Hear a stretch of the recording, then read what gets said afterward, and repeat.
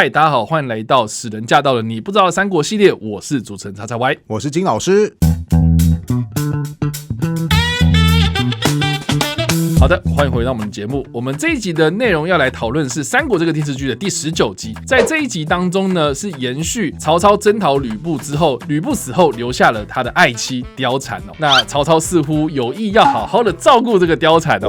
那这个时候呢，特别也有提到有一个人物叫做荀彧，他也有在剧中特别说，曹操就是爱别人的少妇，爱别人的老婆，爱别人的人妻啊。旁边的这个部下也特别有附和他说，哦，对，曹操甚至呢爱别人的人妻哦，爱到了曾经还酿成一场战争，还损失了他一名猛将哦。那这段故事呢，我相信大家都还蛮好奇的，因为网络上常常会讲说有所谓的曹氏宗亲会嘛，喜欢别人的老婆啊，爱人妻啊、NTR 啊等等这样子的一些传闻哦。那我就还蛮好奇啊，真正的历史上面，曹操真的是一个人妻控吗？好，那我们这边就来解释一下了哈。首先，我觉得电视剧它只有透过荀彧，还有你刚刚讲的许褚去讲说啊，主公曾经因为爱慕别人的少妇啊，结果呢就酿成了宛城战役啊，还造成了猛将典韦战死啊，他就用这么几句话带过，我就觉得说啊，太可惜了吧，这个在《三国演义》也是有好好描述这一段的。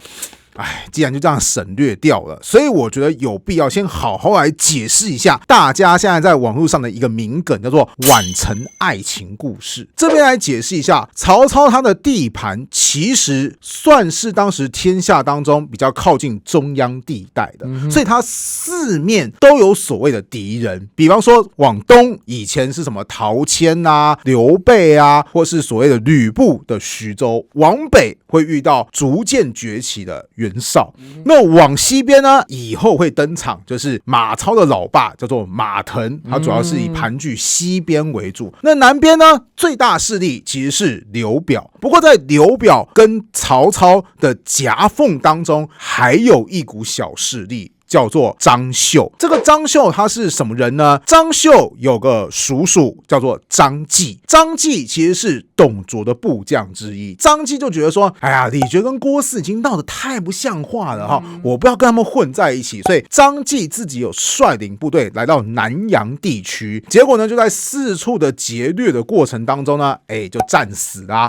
那张绣就统领了叔叔的部下，然后呢就去投靠了刘表，或者说他跟刘表达成一种交换条件，就是说刘表你也想要顾好荆州嘛，对不对？那你荆州的北面的交通要道南阳这个地方，不如就交给我张绣怎么样来维持当地秩序？那你不要攻打我，那我当然也不会让别人来攻打你。所以张绣就算是在南阳这个地方，尤其是宛城为中心，算是站稳了脚步。但是张绣他相对于其他地方的势力还是比较弱小的，所以有一次曹操就想说，如果不先稳定张绣这边的势力的话，我不管往东啊，或是我要跟北边的人有所接触啊，都会觉得说，背后好像有那个芒刺在背的感觉哈。反正他势力也最弱小嘛，我先收拾掉他吧。那本来张绣已经想说啊，曹操已经率领大军前来了哈，打我是打不过啦。又听说曹操这个人其实很优待投降的人，那我就带领部下一起投降，这样子也没差。其实在最一开始曹操在攻打宛城的过程当中，可以算是风平浪静，甚至就是有一种我派遣军队就只是要过去接收这种态度。张绣后来投降了之后呢，事情开始有了发展。首先曹操他特别容易优待一些投降的人嘛，那张绣底下有一名将军叫做胡车儿，或是叫胡居儿都可以啦哈，非常的健壮啊。曹操就觉得说，哇哦，这个位是个猛将兄啊哈，于是就特别的赏赐一些礼物啊，好像是要优待他这个样子啊。张绣此时就开始觉得说，有点怪怪的哈，你那么器重我底下的部将，你是不是要做一些挖角行为啊？对啊，我是投降你没有错，可是如果你把我的军权给架空的话，那我这个投降也会很没有滋味啊，对不对？所以这个时候张绣已经开始有些警惕心态了哈。偏偏后来曹操又听说，张绣的婶婶，也就是张继的遗孀也在这边，于是半夜就把别人叫过来。那史书当中是没有说到底做了什么事情啊，但是你就想想看嘛，你半夜不睡觉，把别人的魏王人给叫过来，两个人相处在一个房间当中，乘凉应该又是来聊天的吧，对不对？聊天曹操很害怕寂寞的张绣就更不爽啊！你首先可能要架空我的军权，这我也就忍了。可是你动我叔叔的女人，这个我不能忍。所以张绣就突然对曹操发动了进攻。由于这个叛变非常非常的突然，曹操其实他当初征伐宛城的时候，因为他知道过程会很顺利嘛，所以他是有点把一家大小都给带过来了，包含谁呢？长子曹王，有点像是说，我们难得上战场，而且这个战场不会很凶险，你要来出来历练历练，观摩。对，那除此之外，还有他的侄子曹安民，大概也是一样，就是说，这是我们曹家未来的新生代。你也跟着一起出来历练一下，一起，对。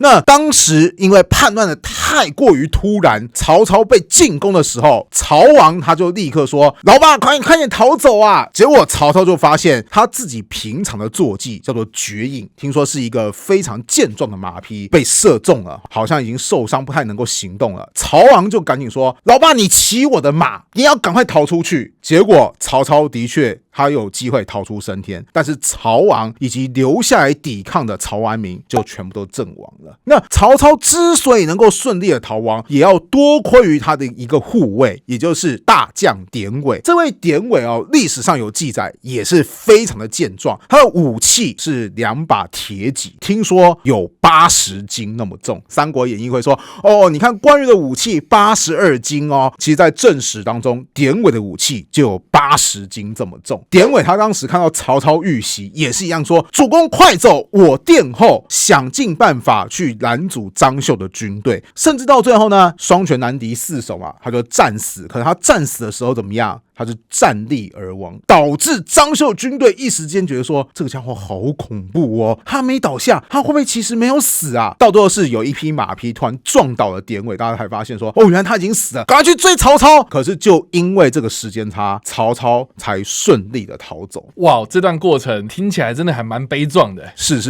而这一切都是谁造成呢？你曹操不去跟人家魏王人约会聊天，就不会发生这件事情嘛，对不对？所以呢，其实这个事件后来造成了很多连锁反应。首先我们来看曹操的反应是怎么样。曹操突然遭逢了这场巨变跟大败，他回去之后就跟别人讲说，我错了，错在哪边？张绣投降的时候，我居然没有要求有人质，就直接让人家给投降了。所以如果以后再发生类似的情况的话，不管是派遣军队出去，还是说呢我接纳新的军队，一定都要要求对方交出人质。比如说我今天派叉叉 Y 你率领军队远征，好，叉叉 Y 你的家人必须得留下来。为什么？你敢叛变，我就拿你的家人开刀。或是叉叉 Y 你率领军队投降我曹操，没有问题，你先把你的家人给交出来。你敢叛变，我先要你家人好看。这是曹操他的检讨状况，就是我应该要求人质才对呀。那此时你也会觉得哪边怪怪的，他怎么没有检讨自己爱人妻这件事情？没关系，曹操不检讨，有人来帮他检讨。宛城战役对曹操有一个很重大的影响，就是他的长子曹王过世了嘛，对不对？那尤其如果不是你曹操搞这一出，曹王就不会死嘛。先说回来曹操这个时候有没有太太呢？有，他有正妻，历史上称呼他叫做丁夫人。那这个曹昂呢，其实不是丁夫人生的，是曹操的另外一个侍妾，叫做刘夫人生下来的。但刘夫人呢体弱，生下曹昂之后很快就过世了。那丁夫人又一直没能生出小孩，所以当时丁夫人就想说，那不如就我来照养这个曹昂吧。曹昂他就身为了曹操的长子，外加原配夫人所收养的儿子，没有意外，他就是曹操当之无愧的接班人。所以曹操才会想说，顺便把你带出去历练嘛。所以谁知道历练来历练去就死掉了。死掉之后呢，丁夫人回来见到曹操，就立刻大骂：如果不是你，曹昂怎么会死？你这样对得起他吗？然后曹操其实一开始还有点不好意思，想说也是啊，都是我的错哈。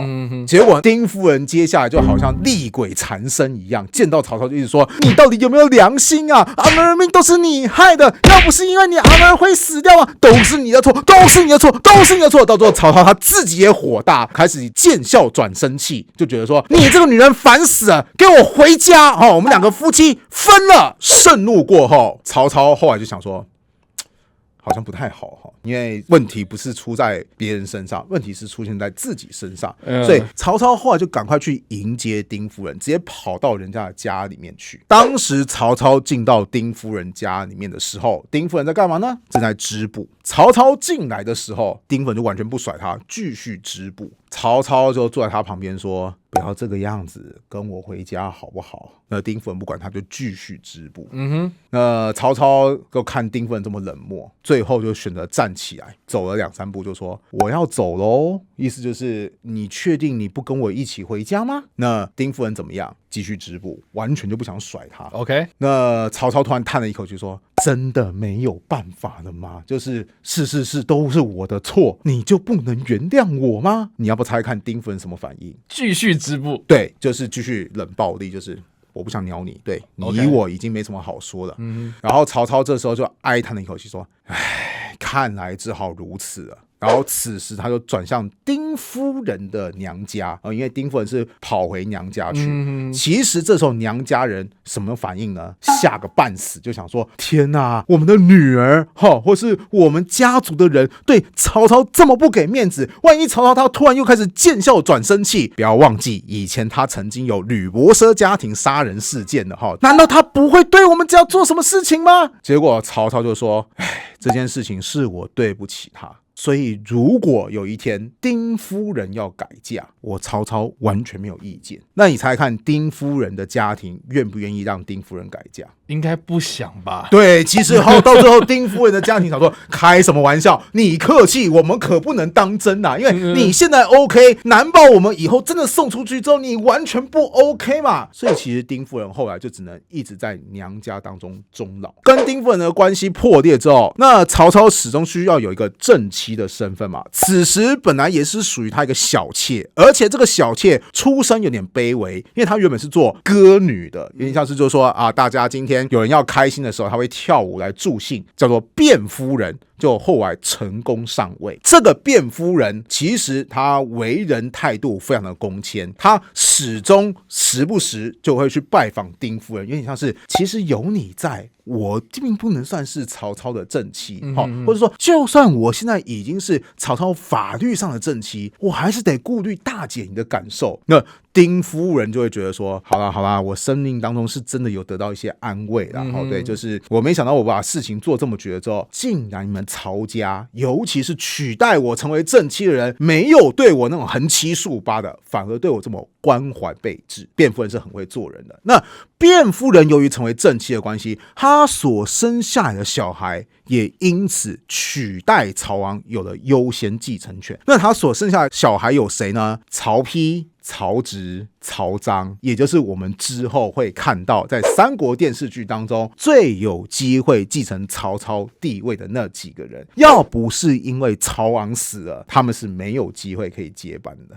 那最后再多说一下，曹操其实对于这整起事件有什么感想呢？他其实后来有跟别人讲说，你知道我这一生当中，我从来不觉得我有做什么对不起别人的事情，但只有一件事，有一天如果我死了，我在阴间见到了曹昂，曹昂如果问我说，父亲，我的妈妈也就是丁夫人她人在哪呢？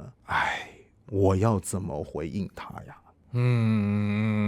看来曹操是真的非常非常的后悔啊。对啊，那这个就是我们刚刚前面所讲的宛城爱情故事。那重新说回来，好了，事情发生了嘛，到底曹操他是不是真的很哈人妻呢？像你刚刚有提到嘛，网络上就有所谓的曹氏宗亲会嘛，是又或者是有个很著名的玩梗人物冷淡熊就有提出一句话叫做曲有误，周郎顾，魏王人孟德户。什么意思？音乐有错，周瑜要注意。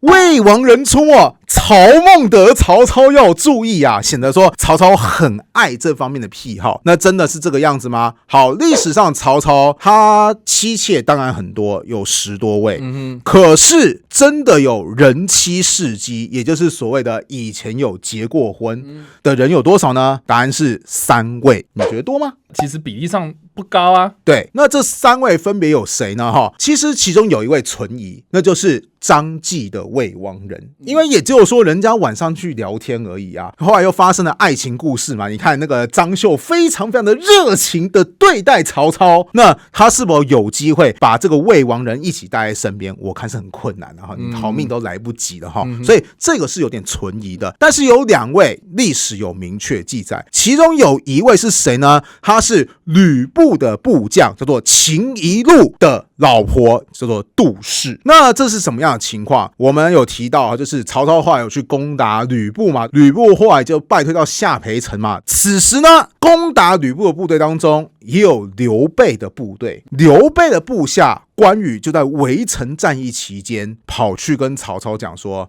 曹公啊，你可不可以答应我一个条件？我听说啊，吕布部将秦宜禄的太太杜氏很漂亮，如果你攻破了下邳城，我希望你可以把杜氏许配给我关羽。注意，是关羽开口要人的哈。那曹操怎么反应？没问题，我答应你。好，等到攻下了下邳城之后，抓到了杜氏，曹操此时就想说，等一下，云长说很漂亮，到底有多漂亮？他就想要亲自见识一下，结果一看就发现云长有眼光，真的漂亮，这么漂亮的东西还是我先来好了。于是他就把杜氏给接过了。OK， 听说关羽因此有一点不高兴，就是我先要的，你这个家伙。那这个杜氏其实嫁给曹操的时候，他还有带着秦宜禄的儿子，叫做秦朗。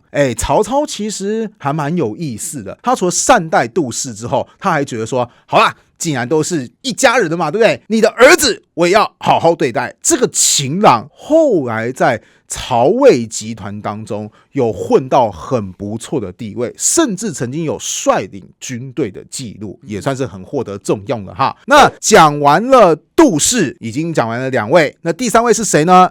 第3位来头可不小了，他是东汉末代大将军何进，或是何进的弟弟叫做何苗的儿媳妇，叫做尹氏。那尹氏也是一样，她以前有过老公嘛，结果她老公死了嘛，对不对？那曹操就觉得说，我也是认识过何进的哈，何进我上司啊。那何苗的话，也曾经是广义上的上司啊。那你看看我认识的人，他们的儿媳妇如今没有获得别人照顾，这怎么可以呢？如此的重责大任，我曹操来负责吧。于是就接纳了尹氏。那尹氏也是一样，在嫁入到曹家的时候，也已经有小孩了。那他的小孩叫做何晏。何晏其实在以前古早版本的历史课本当中还会特别提他，因为他算是后来开创魏晋南北朝老庄清谈的代表人物之一。据说人长得很漂亮，虽然说是个男生，但听说漂亮到很多人误以为说，哇，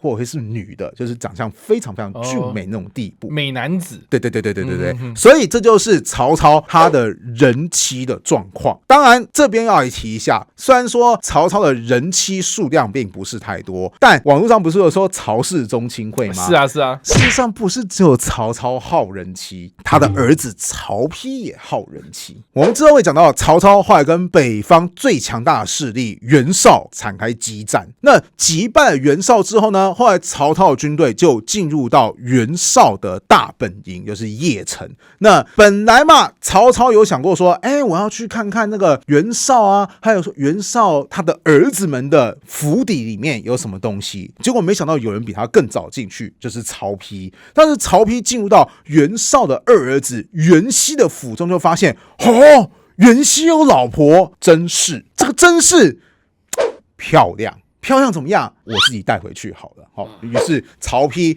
他也攻略了这个人妻，所以你要说曹氏宗亲会也算是啊，因为爸爸有这方面的记录，儿子也有这方面的记录。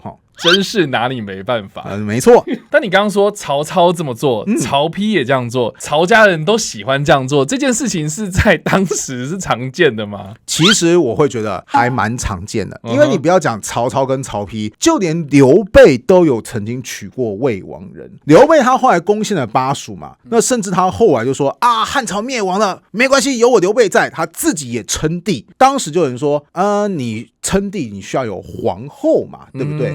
那刘备就说，对对对，需要有皇后。那有没有推荐的人呢？此时就有人说，之前巴蜀地区的实际掌握者刘璋，他有个儿媳妇叫做吴氏，那我觉得这个人不错，不如你们就一起吧。